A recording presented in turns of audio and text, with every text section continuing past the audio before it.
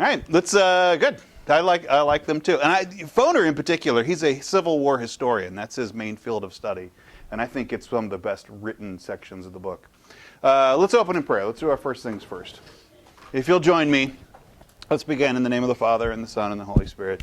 Amen. Take, Lord, and receive all my liberty, my memory, my understanding, and my entire will. All I have and call my own, you have given all to me. To you, Lord, I return it.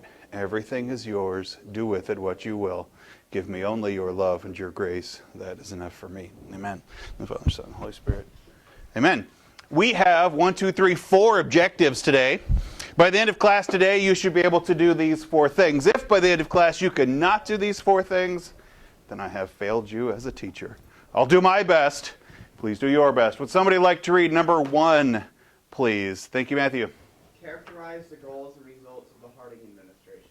Yes, we're going to talk about Warren G. Harding today, a not even one-termer president who kind of a mixed bag. He's a fun character to study. Would somebody like to read number 2, please? Thank you. Aaron? Identify the scandals associated with the Harding administration. Yes, in Harding's own time, he was very popular, and when he died in office, he died as a very popular president. But like we said earlier, kind of like immediately after that, all of the scandals came to light. We'll talk about those. Would somebody like to read number 3, please? Oh, don't be an objectives hog, Matthew. Who would like to read number 3? Thank you, James. Yes, we're going to start out talking about kind of the business climate of the 1920s. And like in all measures of economics, there are winners and losers. Would somebody like to read number 4, please? Thank you, Billy. Explain the rising of civil liberties in the 1920s. Yes, we'll also talk about how questions of civil liberty comes to the prominence, I think, kind of in a pent-up kind of the repression of the war era. We'll talk about that. Civil liberties, by the way, we'll do a little poli-sci work, is different than civil rights. Civil liberties are about the way a person's freedoms are protected from government intrusion. So it's not necessarily civil rights, which we might talk about like general equality of people in the public sphere. Civil liberties in particular are about limiting government. Yes? So is civil rights more like you have the right to be free and not controlled by people versus the civil liberties that the government should be getting everyone's business? Civil rights are more like that short left-handed people still deserve a good education, even though they're short and left-handed and lesser people, they still deserve a good education. It's time somebody tell you, Aaron. But civil liberties are like that, the government can't stop me from saying that I don't like short left-handed people, right? Okay. I mean, hypothetically, of course. Let's begin in Roman numeral number 1. I mean, that's an awesome poster. Isn't that great? It's pretty great. My wife was left-handed, and she'd always wanted to have a left-handed kid. And so right away we could tell our daughter was right-handed. But Jack, our son, would kind of use both hands for whatever, like he's feeding himself. And he's holding his little plastic spoon. He's a year and a half old, and he's holding a little plastic spoon in his left hand. And my wife says, he's holding it in his right hand. She says, Jack, you put that spoon in your left hand. Like she was trying to force him to be a lefty. Why would you want that for her son? Okay, let's begin in Roman numeral number 1.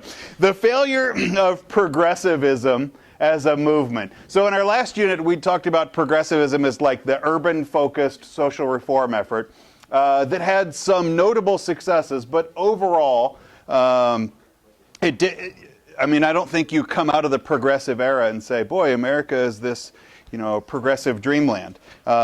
It's often seen as a result of the cultural hysteria of the war era. World War I put so much social demands on people that a lot of kind of just like the expectations of reform seem to fall away to a bigger battle. The chaos of the time seem to prove, and this is a phonerism here, that there were too few rational, self-directed citizens to handle progressive ideals. The social turmoil of the progressive era, the war years, the instability of the economy, it left a lot of Americans hoping for some just quiet stability, just a feeling that like, can we go back to normal? Do we have to keep fighting about everything all the time? And in 1920, the Republican candidate Warren Harding was elected president, basically on his campaign promise of a return to normalcy, which is funny because that's not actually a word, but if you keep saying it enough, it becomes a word. And promise of return to normalcy. In the 1920 election, voter turnout was fairly low. I didn't get that underlined. Whoops. As people were worn out on politics. There was a feeling that people were just kind of sick of the political fighting all of the time. Voter turnout was low. And in that promise of just making things, just go back to the way things were, just have a sense of normalcy, that leads Warren Harding to the presidency. So, let's talk about Harding's cabinet. Harding, in general, favored a limited government role in business and social reform. In general, he's sort of a classic Republican in that you shouldn't be involved in a lot of, government intrusion into business and social reform. That said, he does take some positions which you wouldn't think of if you really wanted like a pure limited government. He sets up the Bureau of the Budget, which is like a new government bureau, but its goal is for greater efficiency. Also encouraged a U.S. Steel, to stop their 12-hour workdays. Harding also put a number of very capable people into cabinet positions. The first person that I'd like to reintroduce is Charles Evans Hughes. We have met Hughes before. When did we first meet Charles Evans Hughes?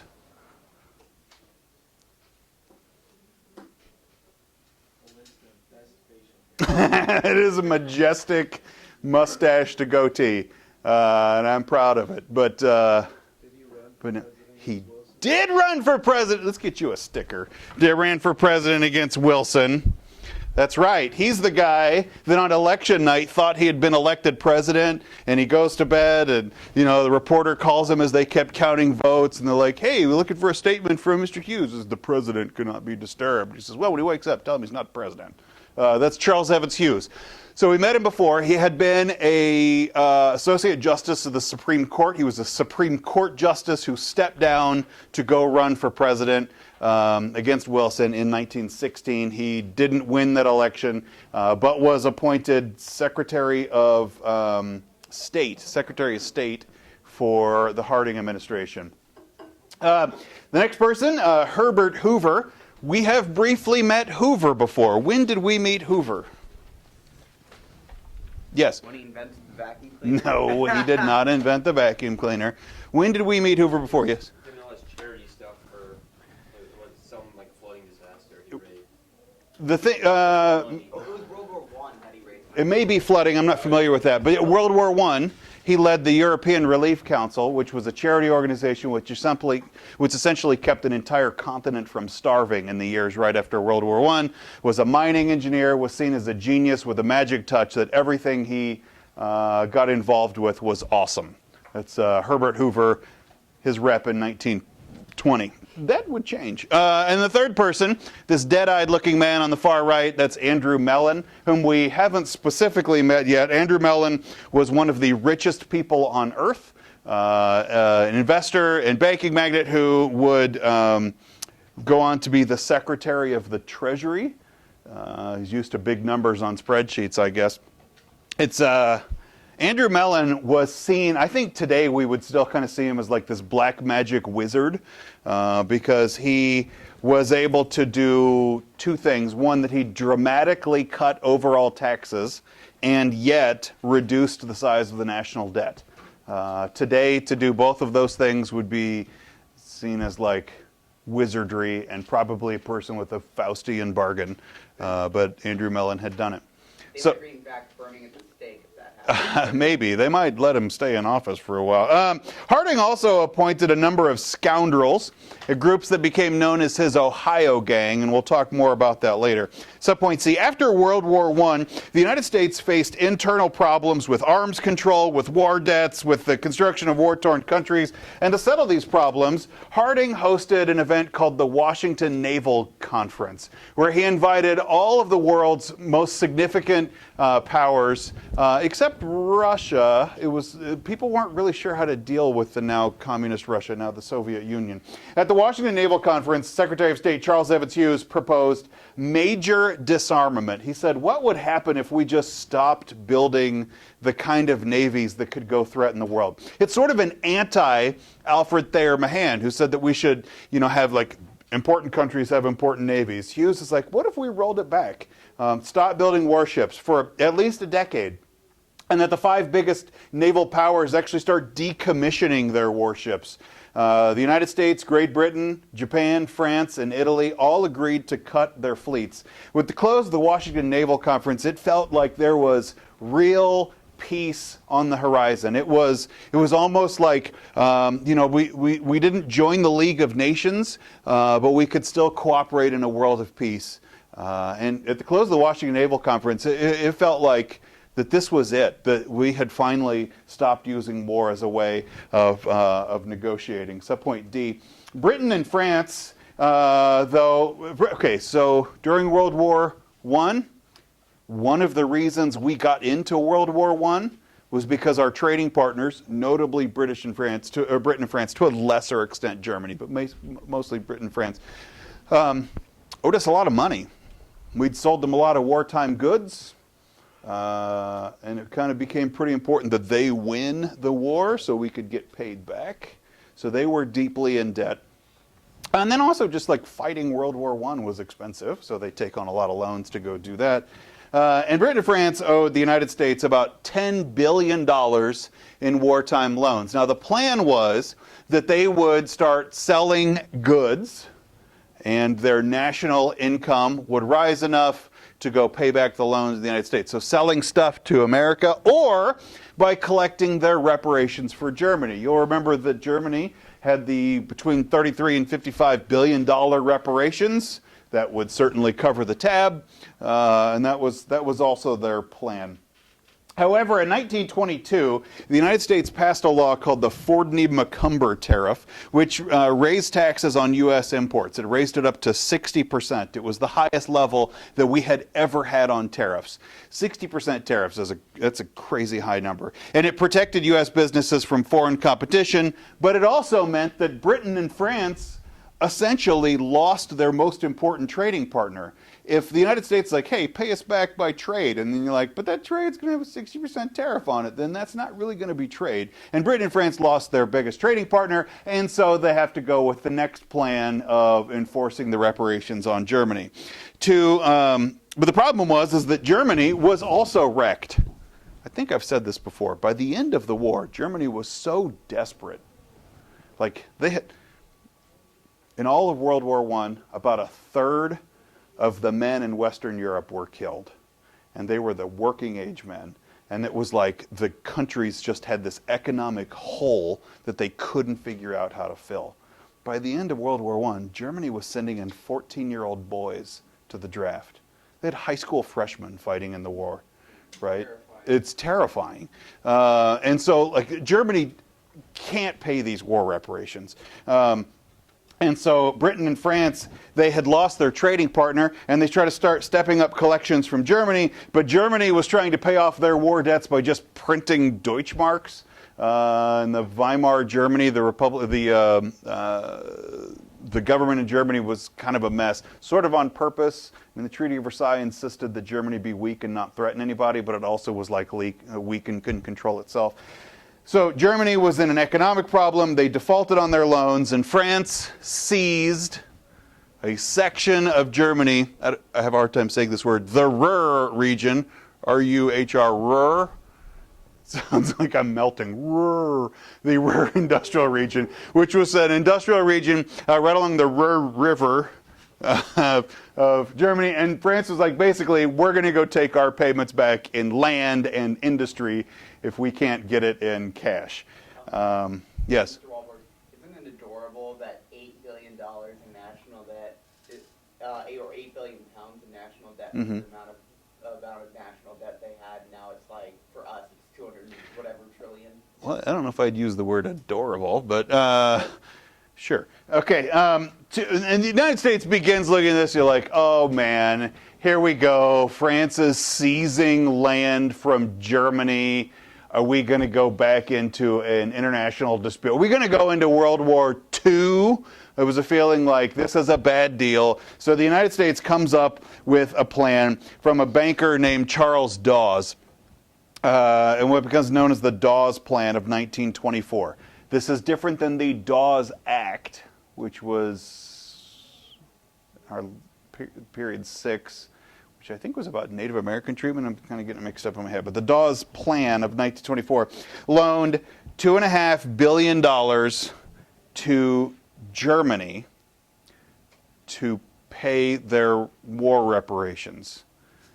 Germany then paid it to France and Great Britain, who then started paying us back our loans. The Dawes Plan would take American dollars, loan it to Germany, who could then pay it to France and Great Britain, who would then give it back to the United States. Basically, we refinanced this debt from Germany owing it to France and Great Britain to Germany owing it to the United States. With interest, it looks like, because we get 2.6 billion and we give out 2.5, so we're making a little bit of money off of it. I don't know what the terms of the agreement were. But it's like we're paying ourselves off with our own money, which does not actually pay us off. It just refinances the loan. The Dawes Act was unpopular. People in Germany didn't like it. People in France, Great Britain didn't like it. Americans didn't particularly like it. But it was seen as an unpopular way to bring economic stability to what was kind of a politically dangerous situation. Roman numeral number 2. Okay, let's go back to Harding. The Harding administration quickly became one of the most corrupt governments in all of American history. The Ohio gang was like Harding's group of buddies. So Harding was from Ohio. Ohio is a surprisingly politically important state. There's way more people in Ohio than you think. So the Ohio gang used their positions in government to become wealthy through graft. Remind me, what does the word graft mean? We've talked about it before. What does the word graft mean? Yeah. A graft is like a piece of skin that you put on. Okay, no, talk about, that doesn't help. Yeah, what do you got? It's like the spoil system, right? Where you Yes, go on. political influence, like you would take outside businesses and you'd take their money, you'd be like taking salaries from them, and then you'd be pushing their interests, so you're not actually going to get your contribution to get paid. Good. So graft is, the idea that you're using your government job for political gain. So it's it's community election season right now. If somebody wanted to be a community captain for my community, Community Mother Teresa, they might just like give me some cash, and I'm the one that gets to count the votes, and I would use my position in the school for personal gain, which is not something that people usually like. So. Anyway, Harding, we'll talk about two people in particular. The first one is Charles Forbes, this guy on the left. Charles Forbes was the head of the Veterans Bureau. He was caught illegally selling government supplies and VA hospital supplies, selling it illegally and profiting the difference on it. It would be like if I was supplementing my income by, selling Mr. Webker's staplers on eBay. Every time I need to go make $5 or $6, I just go take a stapler and sell it on eBay. Putting reams of paper on the Amazon marketplace. Yeah. What's VA? Veterans Administration. So VA hospital is like a special hospital for veterans that only veterans get to use. Yeah, good question. And the next person, this person on the right, is Thomas Miller, was the head of the Office of Alien Property. And if I say aliens, I don't want you to think like UFOs. Think like aliens, like outside of America, right? Head of Alien Property, essentially the customs office, was caught taking bribes. But the biggest scandal of the Harding administration was that of Teapot Dome. Teapot Dome is a region of Wyoming which is resource rich. So in particular, it's a petroleum mining in Teapot Dome. The Secretary of the Interior, Albert Fall, who looks like a young Richard Dreyfuss up here, the Secretary of the Interior, Albert Fall, had been a close friend of oil executives. And he had the oil reserves transferred from the Navy Department, which was about like pumping oil for Navy ships, to the Interior Department. And so like responsibility of moving it to the Interior. The Interior Department is like, when you think interior of the country. The Interior Department also runs like national parks and stuff, which in a perfect Washington logic, the Interior Department manages things that are outside. But it's like interior of the country. Anyway, he was Secretary of the Interior, and he had petroleum mining reserves of Teapot Dome transferred under his administration.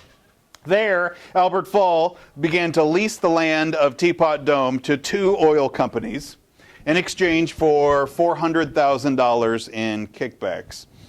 Now, when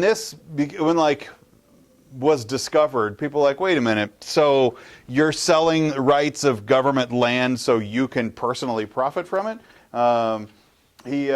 Albert Fall became the first person to be convicted of a felony while serving in the U.S. cabinet. So he's like a current holding cabinet member, gets put on trial and convicted of a felony. Harding was like, this was very frustrating to him. He's like, he says, my enemies, I'm in politics for long enough. I have enemies. My enemies I can handle. It's my friends that are driving me crazy. And so on August 2nd, 1923, sick with the stress of the scandal, Harding died suddenly of a heart attack. When Harding died, he died as an enormously popular president who did what he promised of restoring a sense of normalcy after the turmoil of the Progressive era, the conflicts of the Wilson years, the weight of World War I, and he turned all of it into the roaring 20s. When Harding died, he was seen as like this real hero of American history. But he also died just as his administration scandals were coming to light, which would tarnish his reputation for history.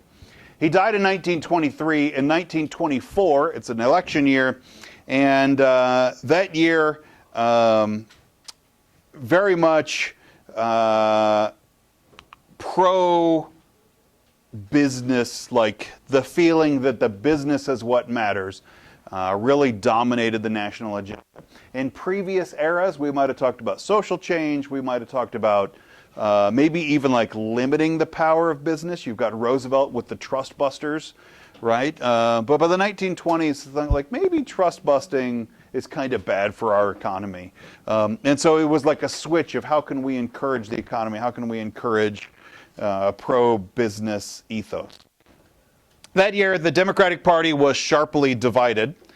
They nominated John Davis, but was not universally liked even by Democrats. By this point, the progressive wing, which had been part of Republican politics as well as Democratic Party. Hello. Oh, am I getting out early?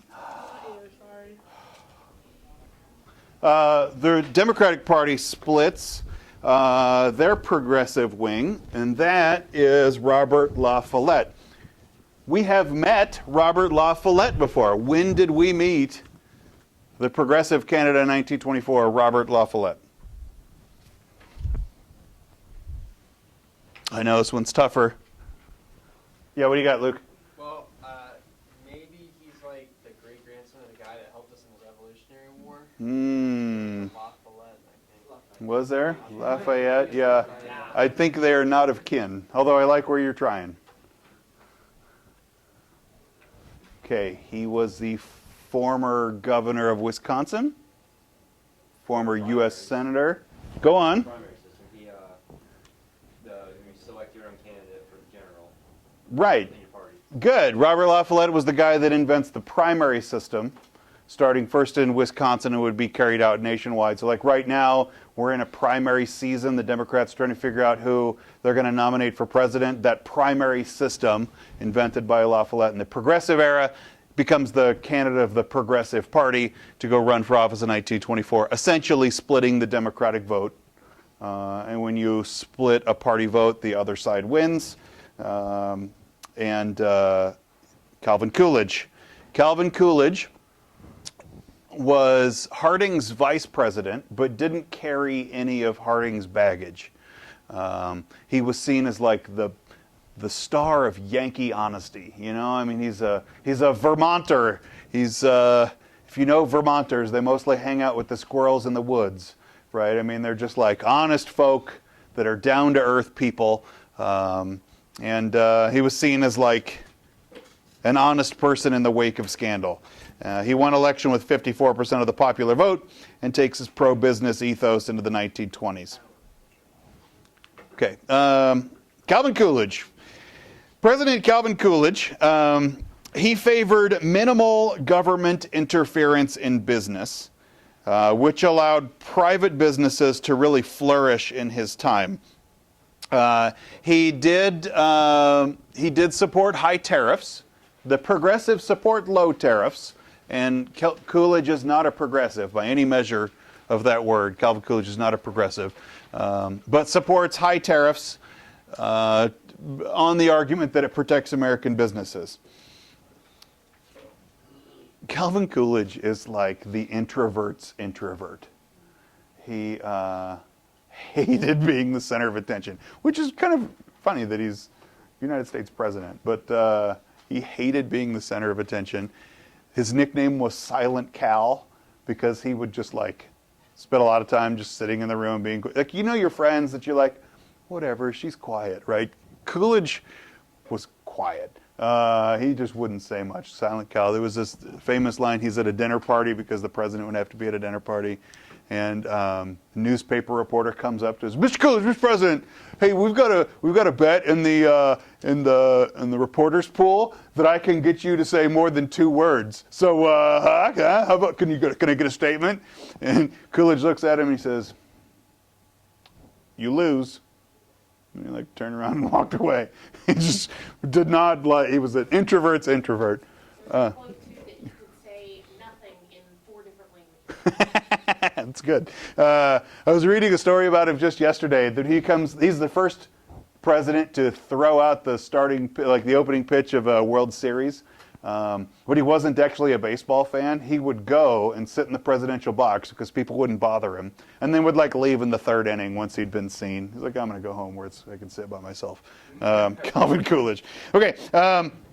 So the Coolidge era, which is great because the Roaring 20s are all about like big excess and fronting and show like how important you are, and Coolidge is just kind of the quiet man in the corner. Okay, let's talk about life of the 20s, and we're going to start with a discussion of the automobile. Cars changed America. I'm not sure that there is a more transformative invention of the at least early 20th century than the automobile.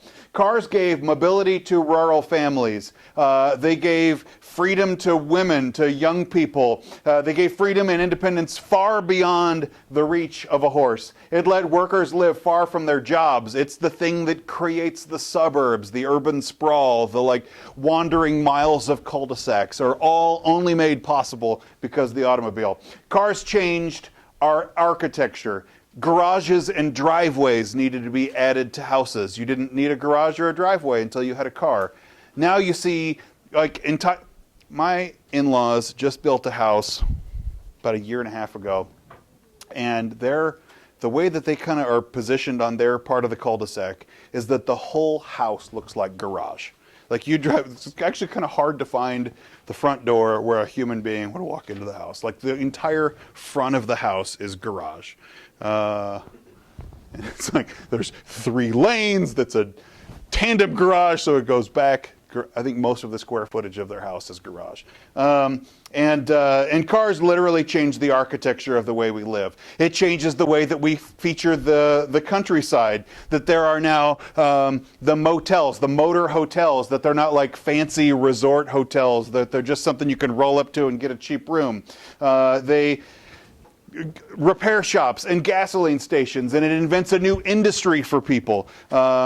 Tourist camps, shopping centers. The thought of a strip mall doesn't even make sense until you have a car to drive and put in the parking lot there. And entire industries either were supported by car life or are there to support car life.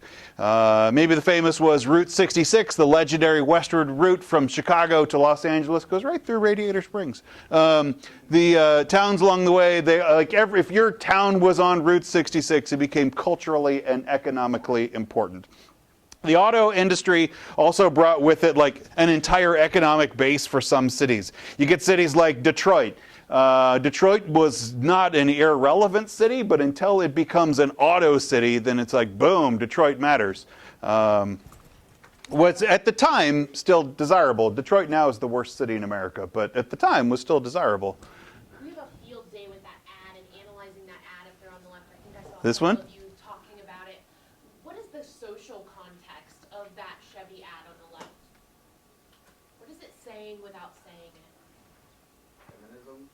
What about it? Even Go a woman deeper. could drive. Yeah. Even a woman could drive. Look at this. It's so easy. Hey, women, even you could do it. And I think that speaks a lot to the gender norms and the role of women in society at this point in the 20s. That's pretty great. By the late 1920s, there was one car. This is crazy. People didn't have cars largely before this era. By the 1920s, there was one car for every 5 Americans. It became the status symbol of choice. America owned 80% of all of the automobiles on Earth, and it was the perfect symbol of the Coolidge era. Even people without much money could own a life-changing machine. Subpoint C. The airplane industry started originally as a mail service for the post office in 1918. I put a little quip in there about your notes about the first airmail run. The pilot gets in the plane, loaded up with letters and packages to deliver, takes off. No, this is 1918. There's not sophisticated navigation here, so we can be a little forgiving of the era. And he was going to fly and follow a set of railroad tracks, got lost, got on the wrong railroad tracks. Flew about 20 minutes, and he's like, oh, nope, wrong tracks. I'm going to land and get directions. 1918 airplane, hard to land, landed kind of hard, broke the landing gear off the plane, crashed the plane, and they had to just bring a truck and load all the stuff. The first airmail was actually delivered by truck. As training and technology improved, air travel became a more reliable method of transportation. The weather forecasting, mobile radios, navigation tools, they would all improve and bring out greater safety and reliability. Henry Ford, whom we usually associate with cars, invented a tri-motor plane, so 3 engines on the plane in 1926, and then Lockheed produced the Lockheed Vega in 1927, which was a single-engine transport plane, the late 1920s, and it was largely built on the back of this guy here, Charles Lindbergh. Lindbergh was a quiet, again, this really understated person, the introvert, right? The really understated pilot from Minnesota, kind of quiet Midwestern, whatever. He thought that he could go fly across the Atlantic. There's this great story that's I'm going to get this, you might correct me on this, a 36-hour flight. He leaves from New York, he goes up Canada, Newfoundland, and he goes across the Atlantic. And as he begins seeing Paris in the sights, people are like, Lindbergh made it! They're watching for him. And so they go and he lands. And it's this crazy feat. It's 36 hours. He's by himself. He's got to stay, there's no autopilot. He's got to stay awake for 36 hours. He was exhausted. He was kind of tired when he got in the plane because it's the night before he's going to like die over the Atlantic, so he doesn't sleep real well. He'd packed a picnic basket with some sandwiches and a thermos of coffee. There's no heat in the plane. There's actually no defrosters on the plane. So as he begins to fly, when the windows freeze up, he's got to get down low over the ocean so it'll defrost. But he gets down so low that he, kind of crude altimeters. He's worried about like crashing into the water. So then he got to come back up, and he spent most of 36 hours like going up and down in the plane. And he's just navigating on his way. There's no bathroom up there, so he's like, you just go, right? Or hold it, but probably just go. Did he use like a compass or whatever? Probably. Yeah, he's got a couple of navigation pieces, but it's not very reliable. And when he lands, we were like, he did it, yay! And they run out this airfield, and he's like, all right, fine, okay, people are going to talk to me. And the crowd high five and runs right past him up to his airplane, the Spirit of St. Louis, which was made out of canvas stretched around a wood frame. He's basically flying a painting here. And the field's like, souvenirs! And they start like getting out their pocket knives and cutting big sections of the plane off as like a key. It's souvenirs. And so like roll it up and they're running away. He's like, oh, I gotta get home. Like, I'm gonna go play. They have to call in the police and go rush people off. And I think they put it on a boat to float it back. Anyway, Charles Lindbergh's transatlantic flights would then later, a few years later, encourage Amelia Earhart to prove that women could do it too. Amelia Earhart Kansan from Atchison, right? Mm-hmm. Yeah. The Pan American Airways opened up in 1927, the same year as the Lindbergh flight for international airmail and later passenger service. Subpoint D. Consumer goods proliferated,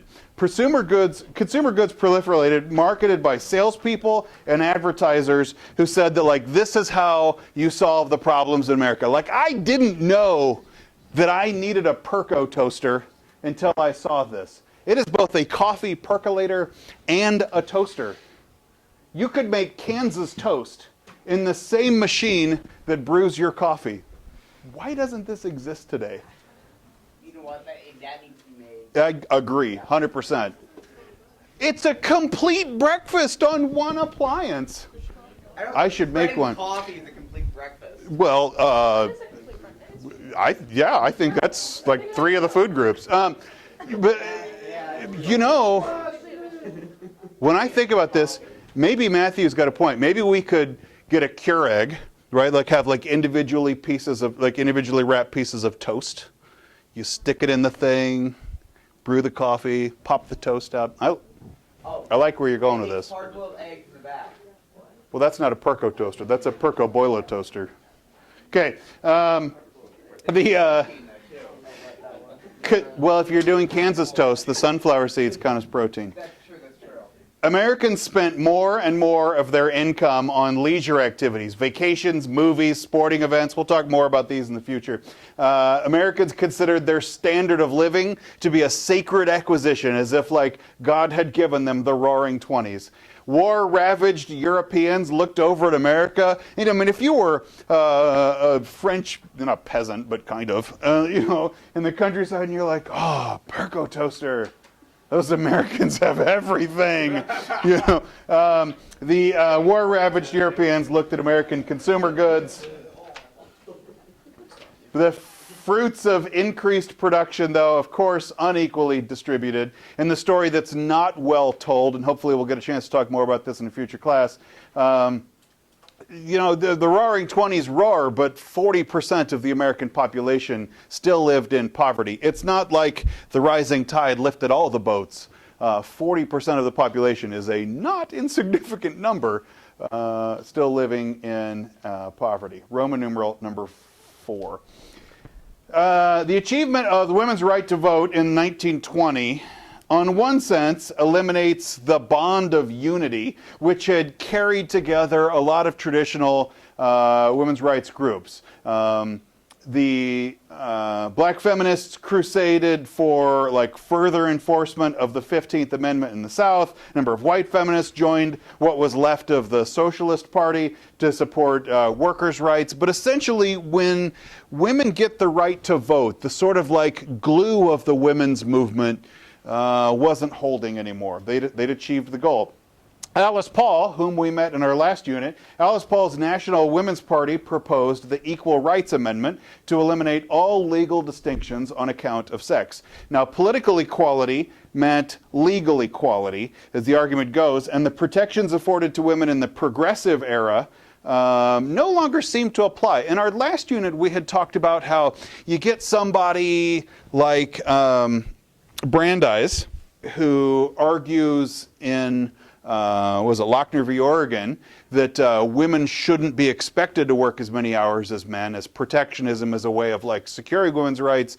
Within that same generation, it's felt like that protectionism is no longer about women's rights. That like maybe the ground had moved. Those protections afforded to women of the progressive era were no longer appropriate. Other than the National Women's Party, basically every major female organization opposed the Equal Rights Amendment. The NWP was the sole supporter of it in its day.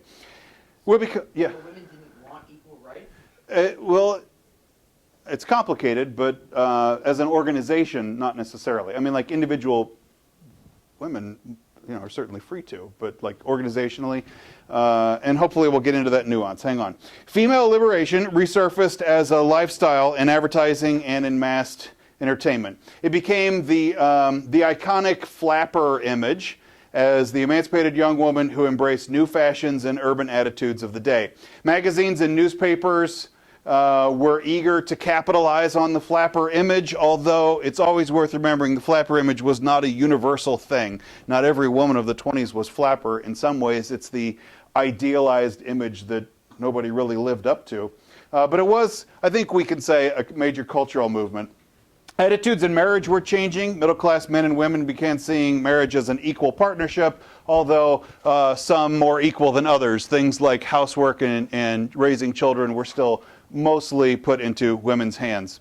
Older generations were far more disapproving of the new liberal culture, and morals really only loosened so far. Churches and schools weren't very accepting of things like casual dances, smoking, and drinking, which had never been a part of women's culture up until then.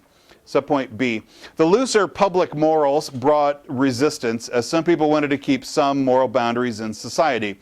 So the post office, which has often served as like the moral or legal censor of the country, removed books it began to see as obscene, including, like 16th century French poetry, which I think, most of you would struggle to read, much less find obscene, and modern novels by James Joyce, which I don't think you should read James Joyce, but not because it's obscene, but because James Joyce is awful, like as a writer. I don't know him as a person. I've said this to our Scholars Bowl team before. Like if you study English literature long enough, at some point someone will ask you to read Ulysses, and you should try to avoid it. It was not a book written for humans. It was a book written for English grad students to write papers about, and somehow is considered great. Cool connection too to the ERA. If you follow politics in Congress right now, last week, kind of the evolution of the ERA is up for debate again with ratification of states and Virginia getting involved, and so that's something that's in current politics now. Yeah, we'll get more into that when we get into period 8, but it is true. The Equal Rights Amendment is a proposed amendment to the Constitution. You'll read about it in your phoner book. Failed, but states are still ratifying it. It's kind of a complicated legal issue as to whether or not new ratifications reopen the debate. Justice Ginsburg says no. Kind of a surprising move on that one. I didn't see that coming from her. But anyway, locals in Boston excluded books from city bookstores, including books by Upton Sinclair and Ernest Hemingway. Over time, this backfired. It became a badge of honor to be banned in Boston. In 1922, the film industry adopted what becomes known as the Hays Code. The Hays Code was a way that, like movies, if movies want to have any kind of like sexual content, like they just wouldn't be shown. The Hays Code was a self-policing effort of movie studios. They would care about how criminals and clergy were written. If they've given a storyline, there has to be clear good guys and bad guys in socially correct ways. The movie's pre-Hays Code is a fairly narrow segment of time that they exist. They are pretty racy. Like even just popular audience movies are pretty racy.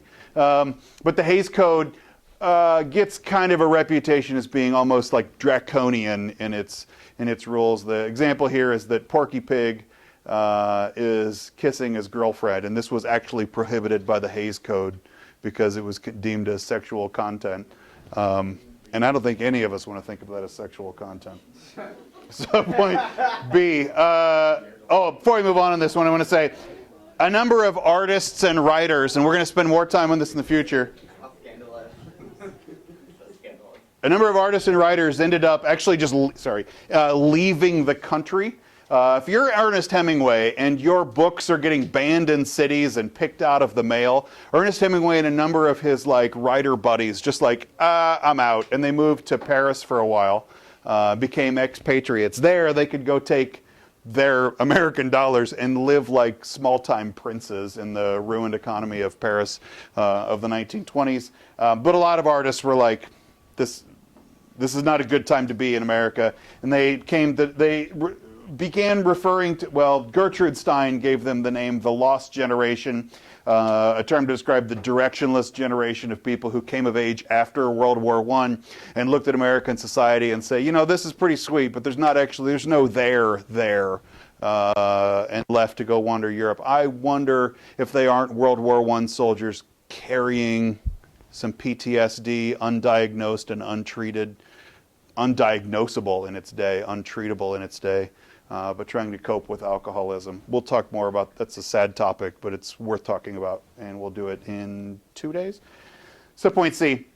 The American Civil Liberties Union was established in 1920. The ACLU was established in 1920 as a reaction to the Espionage and Sedition Acts from the war years. Remind me, what was the Espionage Act? What was that in? Yeah. It prohibited any talking against the government or anything that would be seen as treasonous. Okay, add some more detail to that. Who can add some more detail to that? Yeah. Like you can't say anything against the war. Okay, go on. What war are we talking about? Play the hand game. What war are we talking about? Okay, good. Do you know any notable people who were arrested as a result of the Espionage Act? Yes? Eugene Debs. Eugene V. Debs, right. That's the guy that ran for president from jail. Got almost 1 million votes for it. So the ACLU, the American Civil Liberties Union, is essentially a lawyers' organization whose job it is to go sue the government. Was created in response to the Espionage Acts of the war years. The ACLU's goal was to promote civil liberties, which we talked about earlier. It means like protection from government getting in your business. The Supreme Court of the United States, SCOTUS, the Supreme Court of the United States, had up to this point a pretty mixed record in protecting civil liberties in the many years before World War I, but now felt a pressure to go defend those liberties, but also to recognize their limits. And maybe the most famous test of them becomes in a case known for, what is it? I don't have this in the notes. It's the Schenck trial, Schenck versus the United States. You should put that in your notes, S-H-E-N-K. The Schenck decision was arguing that some speech, even though you have First Amendment protection for freedom of speech, some speech is dangerous and has its limits. And the test became the clear and present danger test.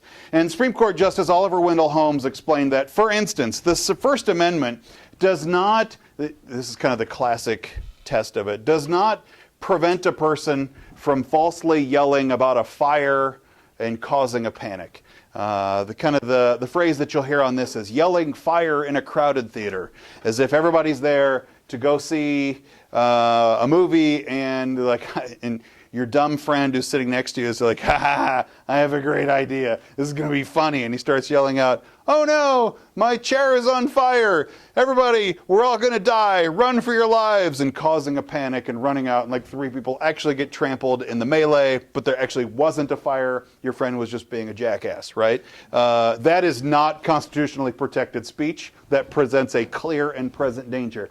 Now, if you take this principle and you could apply it elsewhere, you might say that other times speaking out in other ways you could create different dangers politically, socially. The Supreme Court case, Schenck versus the United States, establishes what's considered like the protections of freedom of speech, but also its boundaries. Oliver Wendell Holmes, and by this point, Louis Brandeis, who had since been appointed to the Supreme Court, began to speak up for freedom of speech, such as a person's right to an unpopular opinion, the ability to go have an opinion that other people don't like. Join associations like the Communist Party, which in the melee of the World War I could get you run out of town or maybe thrown in jail, but that you have the rights to an unpopular opinion. Also, going beyond defending solely political speech to other types of speech, which aren't actually even about politics, but you also have rights to them there also. Okay.